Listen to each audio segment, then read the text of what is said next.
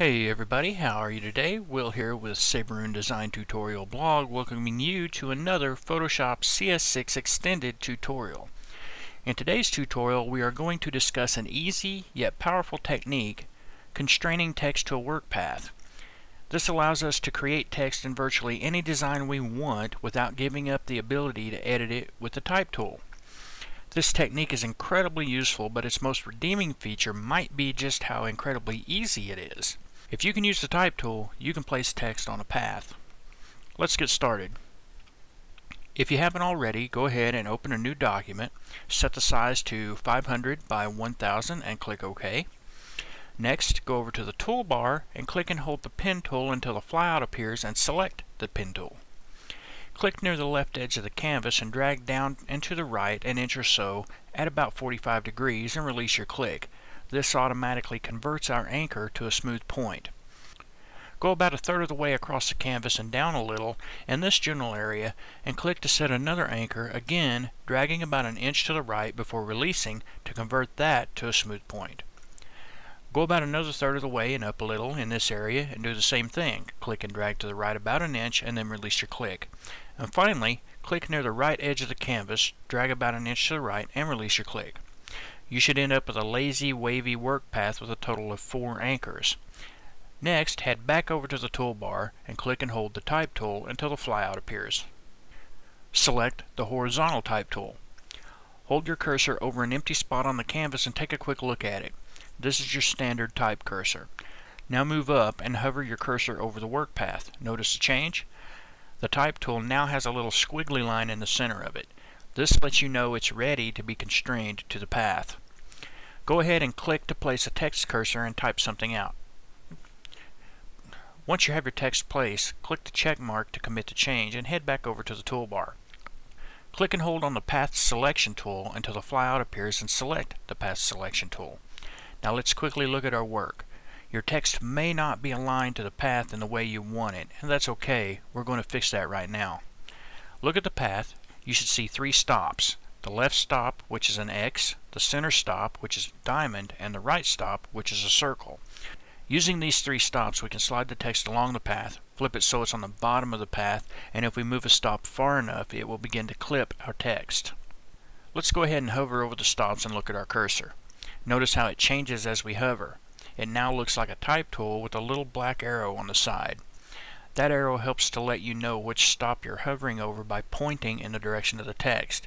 If you hover over the center stop, you get 2 little arrows. This may seem a little redundant right now, but if our path is very complex, with letters flipped upside down and facing backwards, those cursor changes will help a lot. Go ahead and click on the right stop and slide it all the way to the right end of the path, like this, to reveal our missing text. Now that we can see everything, we can grab the center stop to slide the whole text back and forth on the path, or we can grab either of the 2 end stops and clip the text, like so. If while dragging we drag our cursor below the path, our text will flip upside down and constrain itself to the bottom side. If you're using an end stop to do this, you may have noticed that the arrow on your stop changes direction. That's because the stops actually trade places. Notice that even though the text is now upside down, it's still flowing from the beginning to end, with the left stop now being on the right side. That's some pretty cool stuff all by itself, but hold on, there's more. Suppose you're not happy with the shape of the path and you want to tweak it a little, but we can't because our anchors are gone. Well, they're still there, they're just inactive. To reactivate them, hold down Control and left click on any empty spot on the canvas. Notice that your black arrow cursor is now white. We just used a keyboard shortcut to swap between the Path Selection tool and the Direct Selection tool.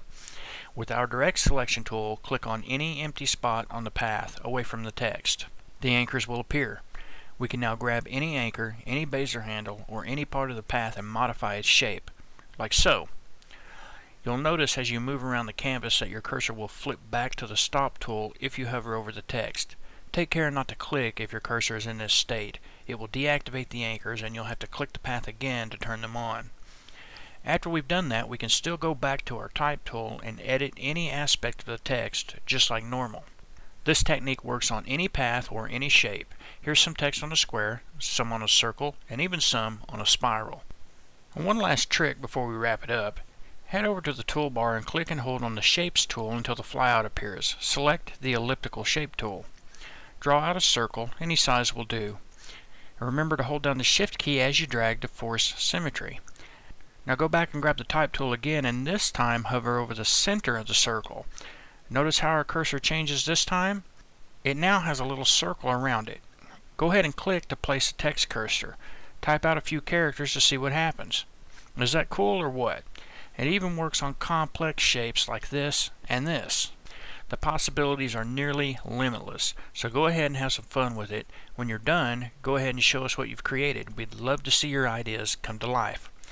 And that's going to do it for this Photoshop tutorial. If you haven't already, head on over to our blog at www.saberoon.com and subscribe so you'll always have the latest updates as soon as they become available.